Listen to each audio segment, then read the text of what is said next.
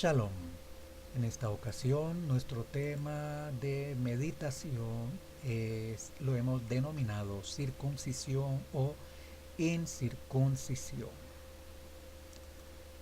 Nos presentamos ante todo delante del Todopoderoso de Israel para pedirle perdón por nuestras ofensas. Padre eterno, estamos débiles en la carne.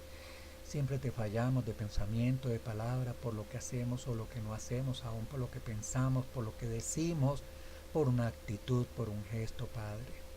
Sabemos que estamos débiles, Padre, y tú lo sabes que estamos en la carne, pero con tu enseñanza, con tu palabra, con tu poder seremos fuertes y podremos vencer esta inclinación al mal, estas debilidades de la carne, Padre.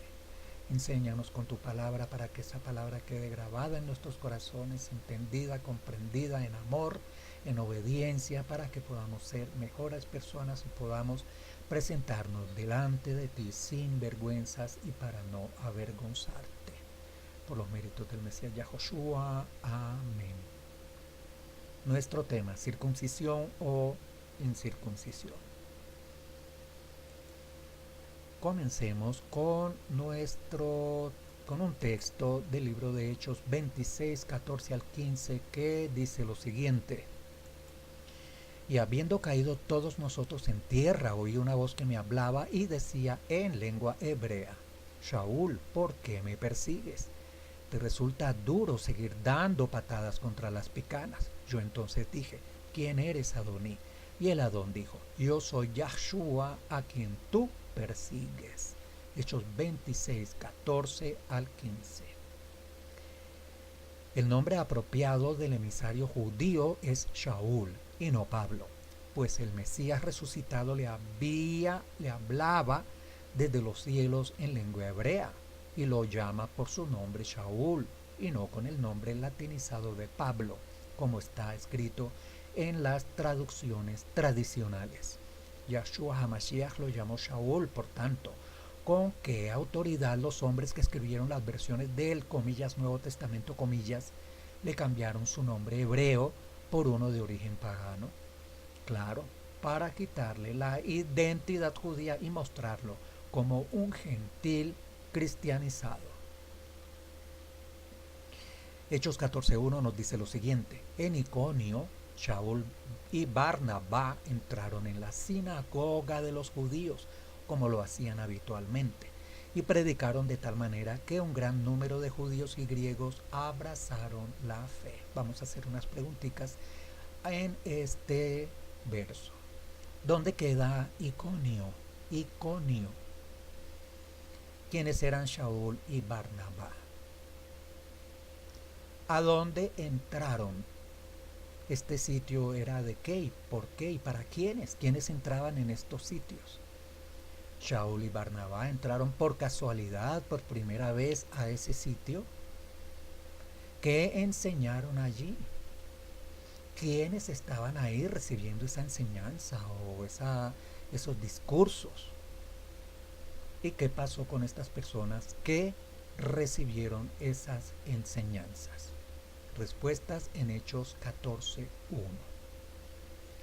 Esos dos emisarios eran judíos, circuncidados el octavo día, conforme a la Torah de Yahweh. Entraron en la sinagoga de los judíos, como lo hacían habitualmente.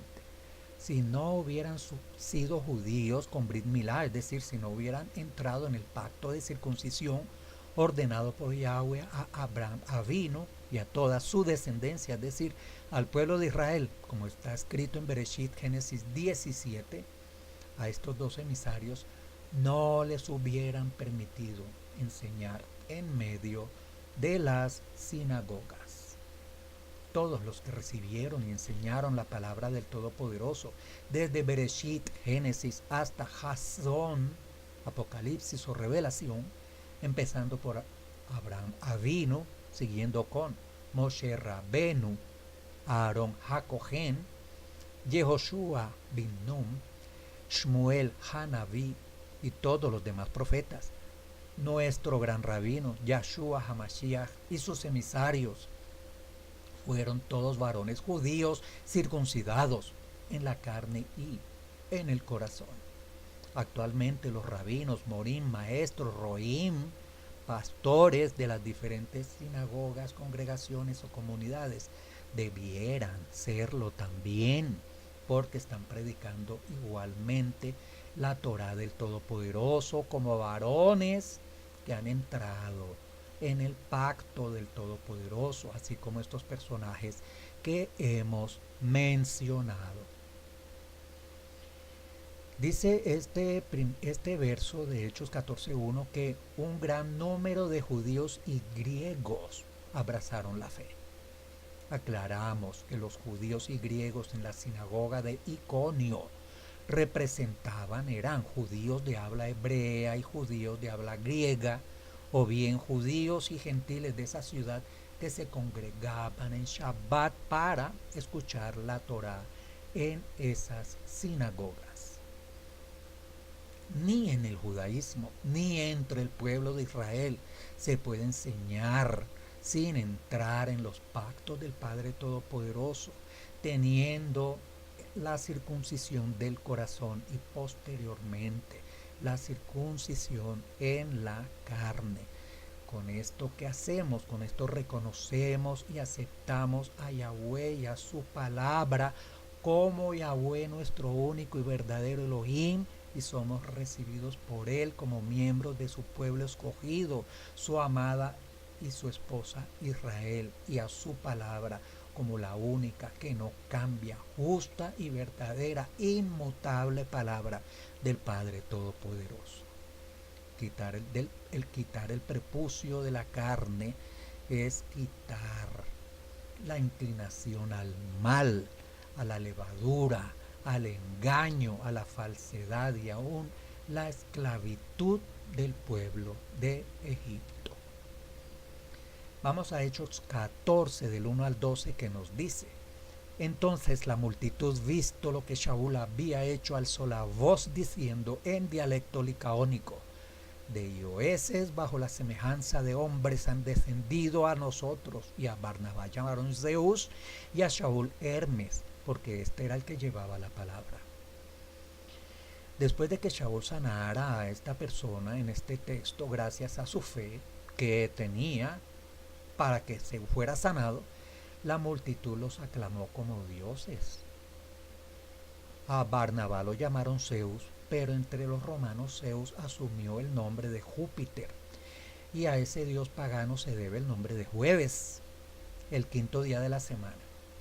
A Shaul lo llamaron Hermes, para los romanos era Mercurio, el cual era intermediario entre Zeus, cuyo lenguaje no lo conocían los seres humanos, y los mortales. Entonces Mercurio tenía la habilidad de hablar la lengua de los hombres y ser intermediario entre Zeus y los hombres.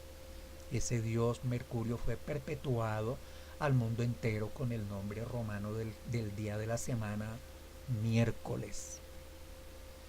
Zeus es el principal deidad de la mitología o demonología griega. De Zeus deriva la palabra Theos y de ella Deus, y posiblemente la palabra castellana Dios.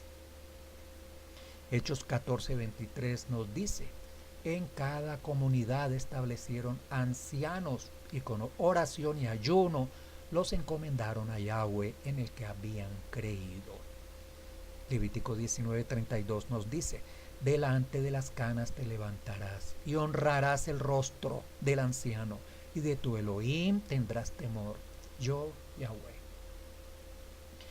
En las congregaciones o comunidades mesiánicas se establecieron ancianos, pues los ancianos en el pueblo de Israel siempre han sido personas temerosas de Elohim, llamados para conformar el Sanedrín. Por consiguiente, son personas dignas de obediencia, respeto y autoridad. No solamente ancianos por edad, sino ancianos por dignidad, sabiduría, conocimiento y gobierno, temerosos del Padre Todopoderoso. En Hechos 15 del 5 al 10 vemos lo siguiente: pero algunos de la secta de los fariseos que habían creído se levantaron diciendo: es necesario circuncidar a los gentiles convertidos y multitudes y mandarles, que guarden la Torá, ley de Moshe. Y se reunieron los emisarios y los ancianos para conocer de este asunto. Y después de mucha discusión, Kefas se levantó y les dijo: varones hermanos, vosotros sabéis cómo ya hace algún tiempo que Elohim me escogió que los gentiles oyesen por mi boca la palabra de las buenas nuevas y creyeran. Ahora pues, ¿por qué tentáis a Elohim poniendo sobre la cerviz de los discípulos un yugo que ni nuestros padres ni nosotros hemos podido llevar? Este yugo que se menciona aquí, que ni nuestros padres ni nosotros hemos podido llevar, no es el yugo de la obediencia a los mandatos de la Torá, como muchos equivocadamente han enseñado y creído. En primer lugar, este yugo que no pudieron llevar hace referencia a la halajá y a los takanot que impusieron los rabinos fariseos de la época de Yahoshua, conocida como la tradición de los ancianos, que sofocaba la vida del pueblo con una cantidad de requisitos agregados a la Torá de Yahweh. Lucas 11:46 nos dice: ay de vosotros también, intérpretes de la ley, porque cargáis a los hombres con cargas que no pueden llevar, pero vosotros ni aun con un dedo las tocáis. Los mandatos de la Torá de Yahweh no son un yugo imposible de llevar. Por el contrario, está escrito en el rollo de Devarim lo siguiente. Devarim, Deuteronomio 30, del 11 al 14 nos dice: porque este mandamiento que yo te ordeno hoy no es demasiado difícil para ti, ni está lejos, no está en el cielo, para que digas: ¿quién subirá por nosotros al cielo y nos lo traerá y nos lo hará oír para que lo cumplamos? Ni está al otro lado del mar, para que digas: ¿quién pasará por nosotros el mar para que nos lo traiga y nos lo haga oír a fin de que lo cumplamos? Porque muy cerca de ti está la palabra, en tu boca y en tu corazón, para que la cumplas. Deuteronomio 30, 11, 14.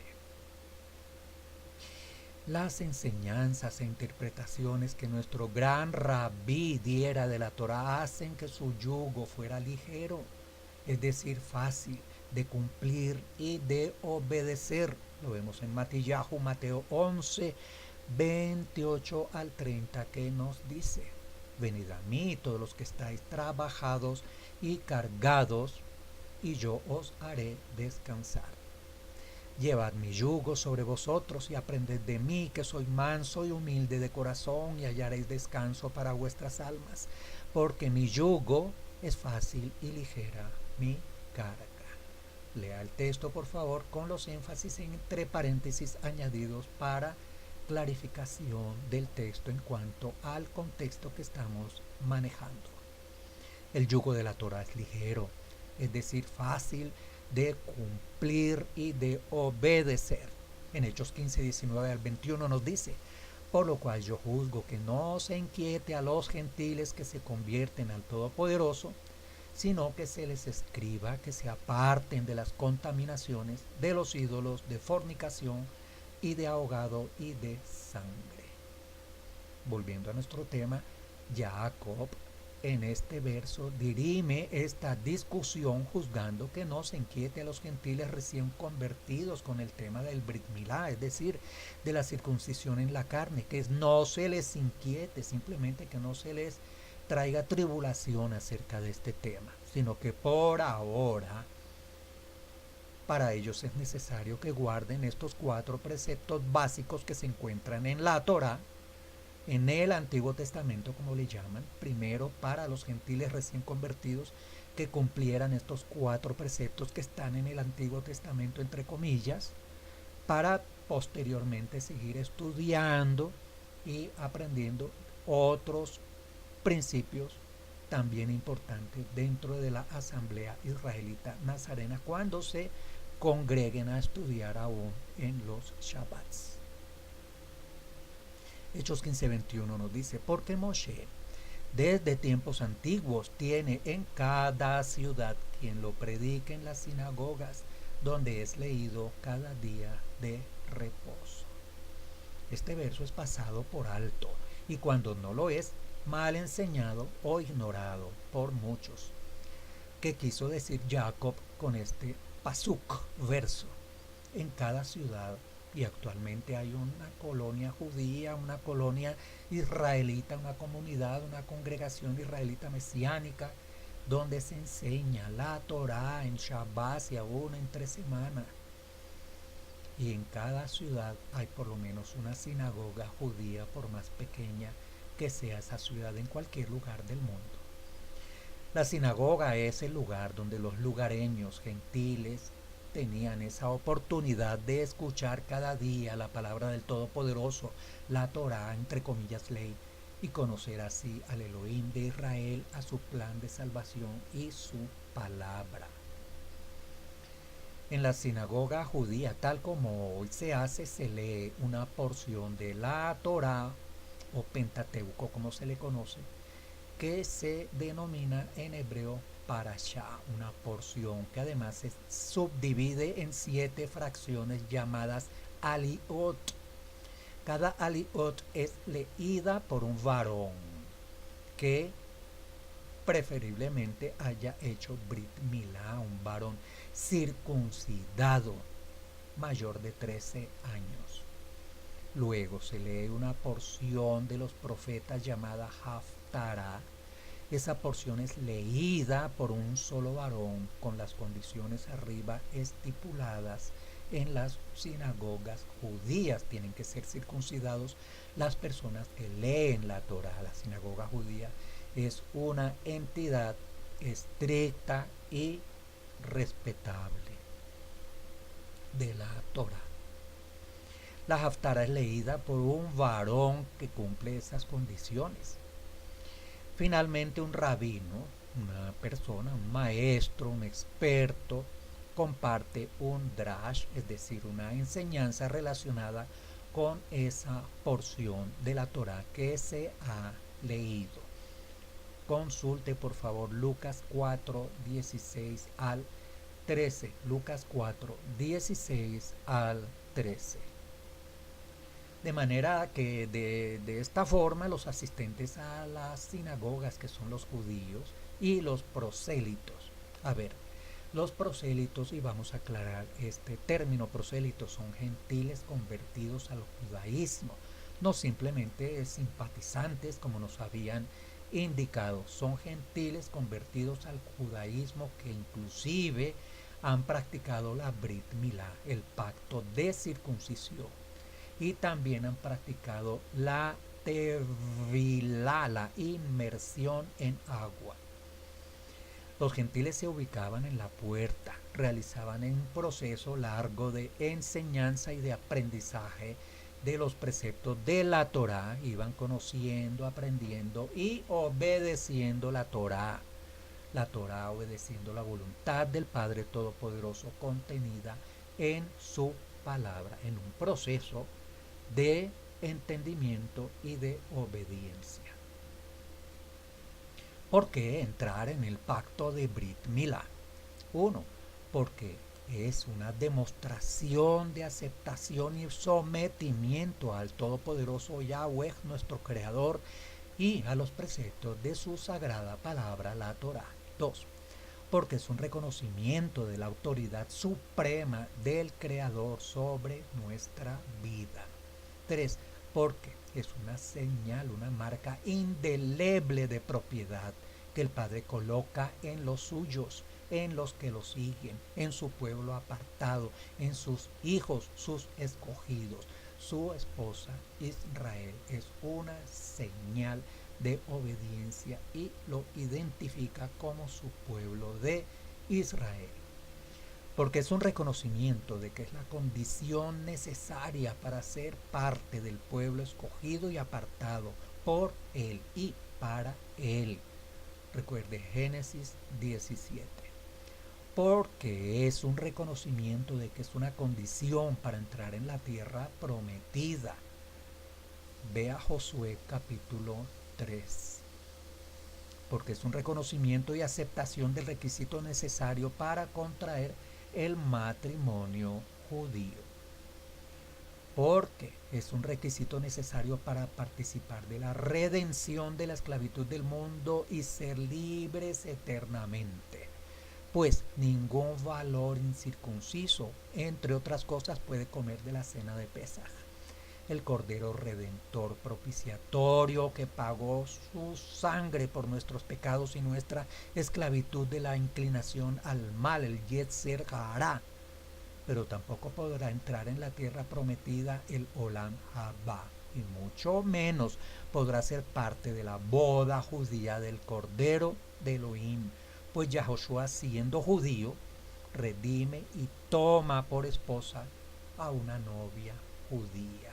La novia del maestro Yahoshua no puede ser una novia extranjera, una novia gentil, tiene que ser una novia sin mancha y sin arruga, cumplidora de la Torá, dedicada y convertida a ser el pueblo israelita, la novia del Mashiach. Porque es requisito indispensable para entrar a adorar a nuestro Elohim Yahweh, y está escrito en Ezequiel 44 que nos dice: así ha dicho Yahweh Adonai, ningún hijo de extranjero, incircunciso de corazón e incircunciso de carne, entrará en mi Mikdash. De todos los hijos de extranjeros que están entre los hijos de Israel. De manera que aquí tenemos la prueba reina en Ezequiel 44, 9. Consúltelo, anótelo y tenga en cuenta este verso, Ezequiel 44, 9. Porque es requisito esencial para entrar en la ciudad santa, en la ciudad Kadosh, como está escrito: despierta, despierta, vístete de poder, oh Zion, vístete tu ropa hermosa, oh Jerusalén, ciudad Kadosh, porque nunca más vendrá a ti incircunciso e inmundo.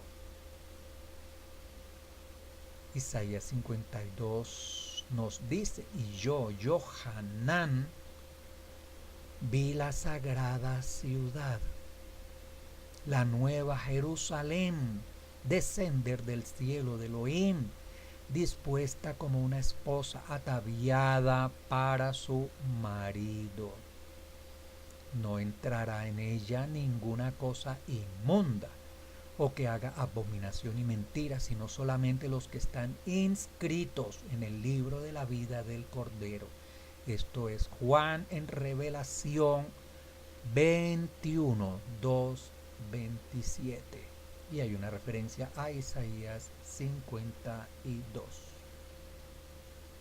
Hechos 16 del 1 al 3 nos dice: después llegó a Derbe y a Listra, y he aquí que había allí cierto discípulo llamado Timoteo, hijo de una mujer judía creyente, pero de padre griego, y daban buen testificar de él los hermanos que estaban en Listra y en Iconio. Quiso Shaul que éste fuese con él, y tomándole le circuncidó, en consideración a los judíos que había en aquellos lugares, porque todos sabían que su padre era griego. Aquí se nos habla de la Brit Milá, un pacto de circuncisión de una persona judía.